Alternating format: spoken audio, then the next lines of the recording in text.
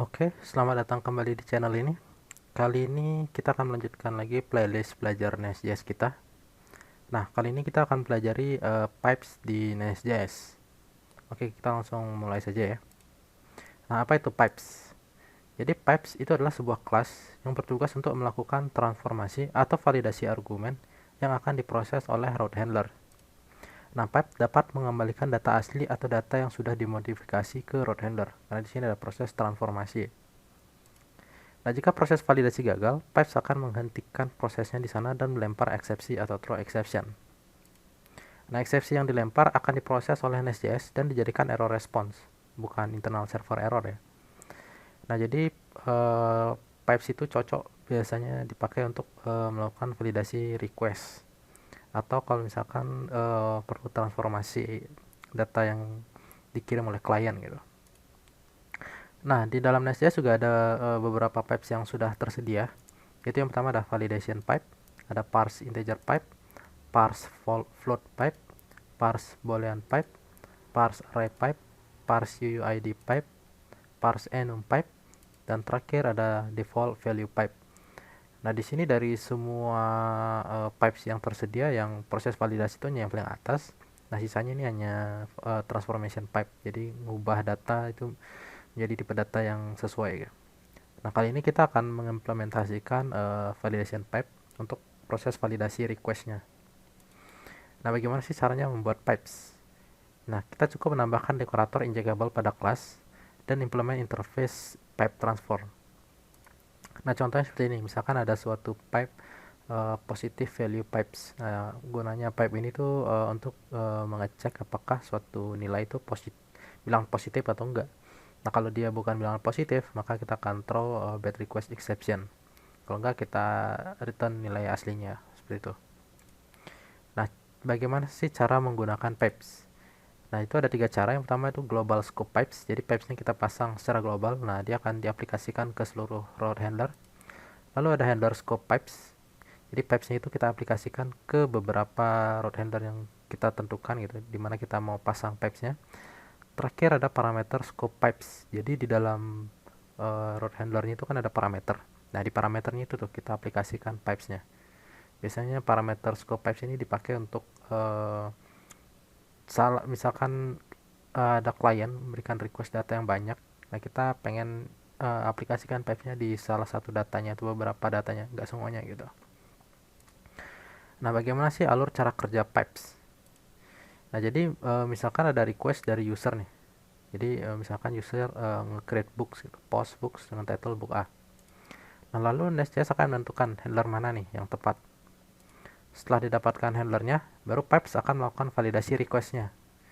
Apakah di handler tersebut diaplikasikan pipes atau tidak? Kalau diaplikasikan ya dia akan melakukan validasi ya.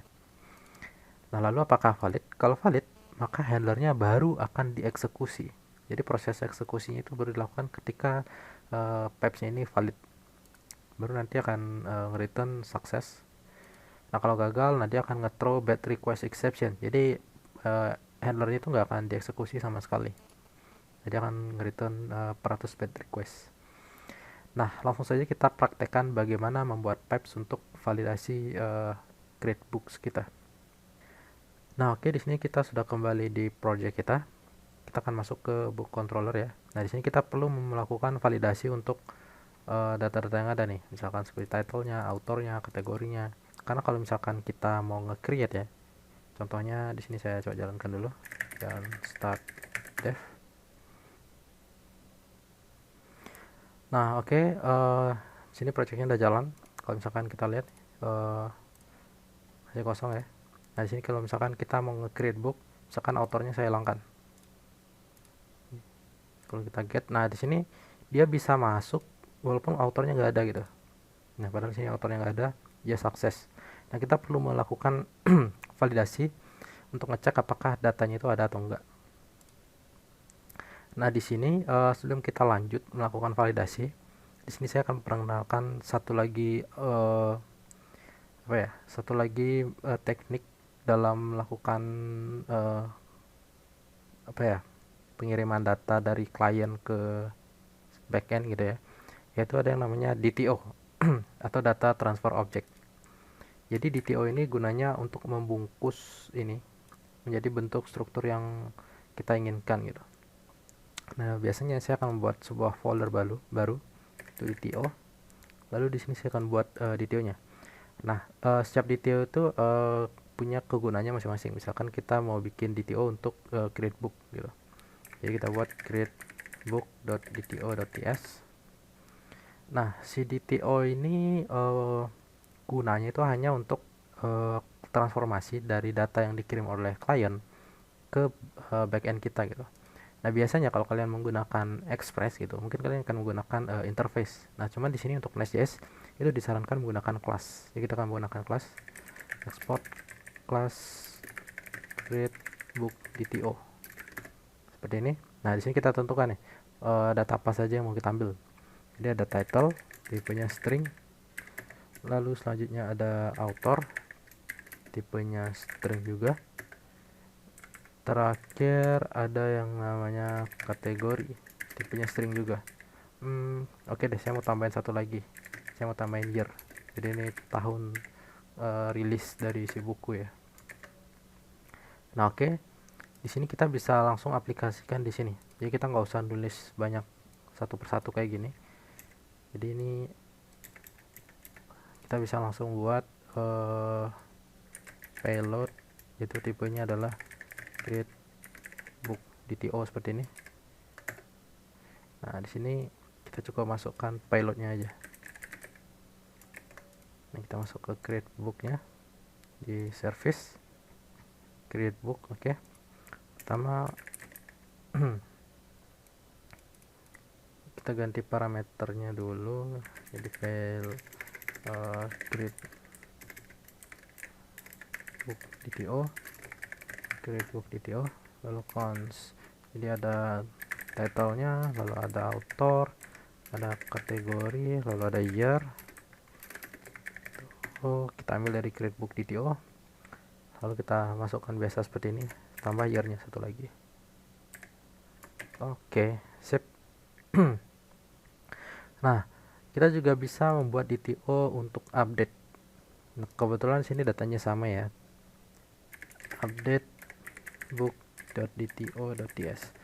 Nah, kalau dari saya sih biasanya ya, mungkin setiap orang bakal beda-beda. Kalau dari saya, untuk setiap request ini dia akan punya DTO-nya masing-masing, walaupun sini isinya sama, gak apa-apa, tapi kita akan buat DTO-nya yang berbeda. Jadi dia punya DTO-nya masing-masing walaupun isinya sama kayak gini ya. Karena nanti mungkin saja kita pengen ngeganti gitu. Misalkan kita pengen ganti untuk update-nya itu cuman boleh title, author, sama kategori gitu. Jadi kan kita nggak usah bikin baru lagi karena udah ada kan. Jadi kita nggak bakal bikin banyak perubahan nantinya. Nah, dari sini untuk update booknya, parameter ID-nya biarin aja. Nah, kita ganti dari sini, dari payloadnya, yaitu update book DTO.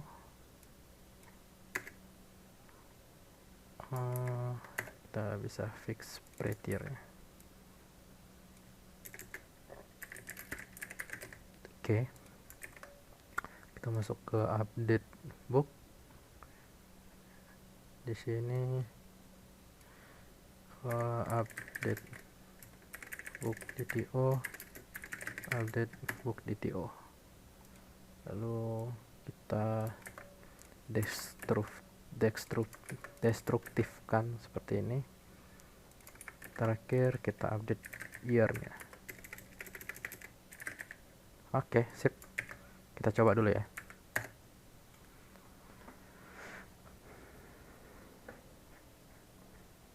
Oke, nice. Kalau kita lihat di sini, oke. Kita coba tambahkan sama satu year lagi. Akan tahun 2015 gitu. Oke, sip. Sudah berhasil masuk ya.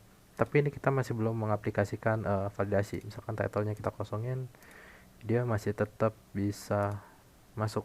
Nah, oke. Untuk melakukan validasi di Nest.js, dia menyediakan beberapa alternatif cara ya. Nah, di sini kalau kita masuk ke bagian pipes, Nah, di sini.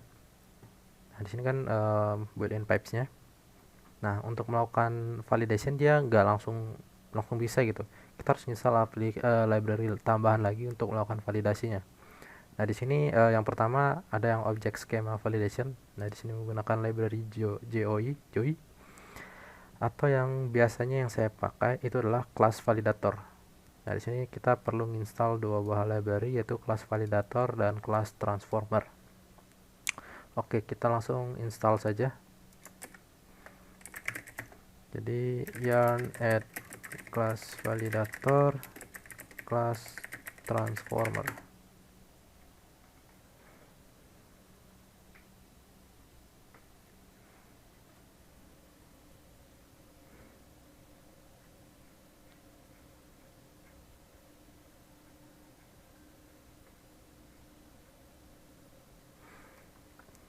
Nah, oke. Kelas validator dan transformernya sudah terinstall. Nah, selanjutnya kita akan tambahkan validationnya itu di DTO-nya. Jadi di sini kita tambahkan validationnya. Kita cukup menambahkan dekoratornya saja. Nah, untuk tahu ada dekorator apa saja, kita bisa masuk ke, nah di sini di GitHub-nya coba kita cek di bagian validation decorator. Nah, di sini ada beberapa dekorator yang sudah tersedia ya. Nah, di sini kita akan gunakan is not empty. Jadi di sini kita tambahkan is not empty. Nah, lihat di sini dia diimport dari kelas validator. Lalu kita tambahkan di sini juga is not empty, is not empty, is not empty. Nah, khusus untuk yang year kita harus integer. Kita pakai is int seperti ini. Oke. Nah, dengan menambahkan dekorator ini kita sudah menentukan rule untuk setiap properti yang ada. Tapi validasinya itu masih belum dijalankan. Kita masih harus mengaplikasikan pipe-nya. Nah, di sini kita akan menggunakan validation pipe. Nah, yang pertama kita akan coba melakukan validation pipe dengan scope global. Itu kita masuk ke main.ts. Nah, disinilah kita akan mengaplikasikan validation pipe-nya. Jadi kita masuk ke app.use global pipes. Lalu kita buat objek validation pipe seperti ini. Oke, sip. Kita jalankan.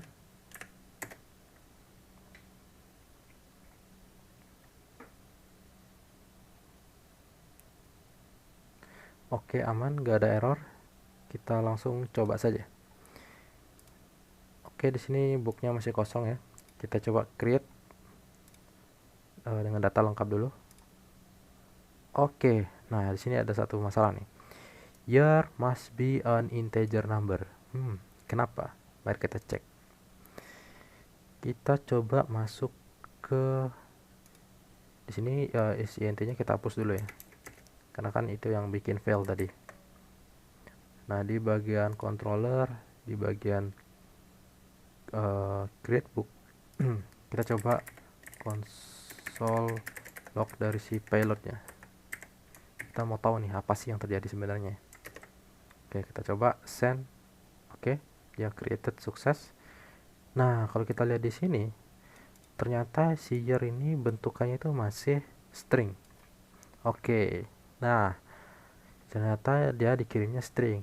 Oleh sebab itu kita perlu yang namanya conversion atau transformasi. Nah, di sini kita pasti convert atau transform si year ini menjadi integer. Nah, itulah gunanya class transformation yang baru saja kita install. Jadi sorry kok yang ini. Nah, sini kita tambahkan type dari class transformer, lalu kita tentukan type-nya dia apa. Nah, dia type-nya adalah number seperti ini. Oke, sip. Sekarang nah lihat ya sudah sukses, datanya berhasil masuk. Oke, misal kita kosongkan titelnya. Nah, lihat title should not be empty. Langsung dia 400 bad request. Kalau misalkan titelnya ada tapi kita kosongkan seperti ini, juga sama errornya. Oke, proses validasinya sudah selesai. Itu tadi contohnya kalau misalkan kita melakukan dengan global validation pipe. Nah, bagaimana kalau misalkan kita pengen mengaplikasikan validation kita di uh, beberapa root handler saja. Jadi ini kita hapus dulu. Nah, pertama kita aplikasikan dulu validasi di update-nya dulu deh. Jadi validasinya sama persis, jadi kita kopas saja. Nah, di sini oh ya, ini importnya pun juga sama. Oke, aman. Oke, di sini saya pengen mengaplikasikan validationnya hanya di createbook saja.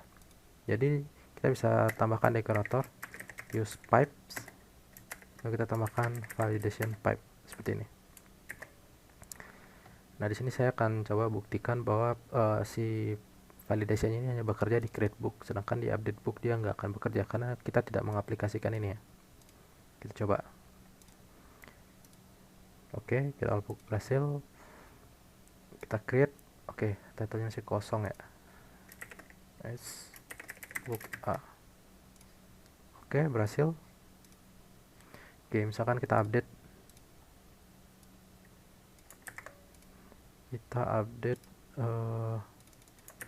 Book A ini. Jadi misalkan book X, Y, Z seperti ini. Misalkan titelnya kita hilangin. Nah, lihat dia berhasil aja. Nah, lihat langsung berubah kan, karena validationnya nggak kita aplikasikan. Tapi kalau misalkan validationnya kita aplikasikan di sana, di sini ya. Oke, kita coba create lagi. Oke, sukses. Nah, ini booknya, ID-nya kita paste. Lalu ini titelnya kosong. Nah, lihat, title should not be empty dan lain-lainnya. Kalau misalkan kita kembalikan lagi ke global ya, seperti ini. Oke. Nah, dia bakal otomatis mengaplikasikannya ke semua root handler. Oke. Create-nya sukses, kita copy, kita update ID-nya. Nah, lihat di sini dia masih error juga. Kalau title kita isi, nah errornya yang di year. Oke, nice, perfect. Lalu yang terakhir itu adalah parameter scope. Nah, di sini saya akan coba mengaplikasikan parameter scope. Jadi ini saya hapus aja dulu deh. Kita masuk ke box controller. Nah, maksudnya parameter scope itu apa? Jadi di sini kita akan mengaplikasikan yang tadi dulu deh. Misalkan yang di create booknya deh. Jadi di bagian sini saya hanya ambil yang year-nya saja. Kita masukkan year, tipenya itu adalah number ya. Di sini kan print payloadnya, datanya kita kosongkan dulu ya. Di sini saya mau menunjukkan bagaimana melakukan parameter scope validation atau pipes parameter scope ya. Nah, di sini saya misalkan create. Oke. Nah, di sini year-nya masuk nih. Nah, tapi dia bentar. Mungkin dia masuk di sini. Tapi bagaimana kalau misalkan kita pengen mengaplikasikan si pipes hanya di year ini saja? Nah, kita bisa coba menggunakan parse int pipe. Jadi ini year ini sebenarnya dia string ya tipenya. Tapi entar saya coba pakai ini aja kali ya biar kelihatan. Ntar kita parse integer pipe-nya kita hilangin dulu deh. Harusnya dia berupa string. Nah, lihat year-nya berupa string kan. Nah, biar dia jadi integer, kita gunakan parse int pipe. Jadi dia akan di parsing ke integer. Nah, lihat jadinya integer. Nah, seperti inilah maksudnya dari si parameter scope validation. Oke, kita kembalikan lagi. Oh, ini kita kembalikan juga. Payload create book DTO. Nah, saya lebih prefer menggunakan yang global karena nggak usah bikin lagi banyak-banyak ya. Use global global pipes, new validation pipe. Oke, seperti ini. Jadi kita akan gunakan yang global, tapi terserah kalian mau menggunakan yang handler juga nggak apa-apa, sama aja. Nah, terakhir untuk yang ini kita juga bisa buatkan DTO untuk si filternya ini. Jadi kita buatkan filter book DTO plus filter book DTO. Nah, untuk filter booknya sendiri, yang pertama itu ada author punya string, lalu ada ada title dulu, title tipenya string, ada author, lalu ada kategori tipenya string, ada year tipenya string. Nah, saya pengen misalkan untuk yang year misalkan ada min year deh, min year sama max year. Jadi dia mau divalidasi difilter dari minimal tahun berapa sampai tahun berapa gitu. Nah, untuk yang title kita bisa aplikasikan is optional karena dia boleh double enggak ya. Ini juga is optional, ini juga is optional. Nah, sini juga is optional, lalu dia is integer juga, lalu kita convert juga dia type-nya jadi number. Oke. Lalu ini juga is optional, is integer, type-nya dia number. Oke, sip. Kita aplikasikan di sini di bagian query, bahkan filter book DTO. Oke, kita hapus. Oke, kita masukkan filternya ke sini. Kita masuk ke getbox. Nah, di sini kita masukkan si filternya. Nah, di sini kita coba ambil dulu ini. Itu dari si filter. Kita hapus. Terakhir ada min year sama max year. Oke.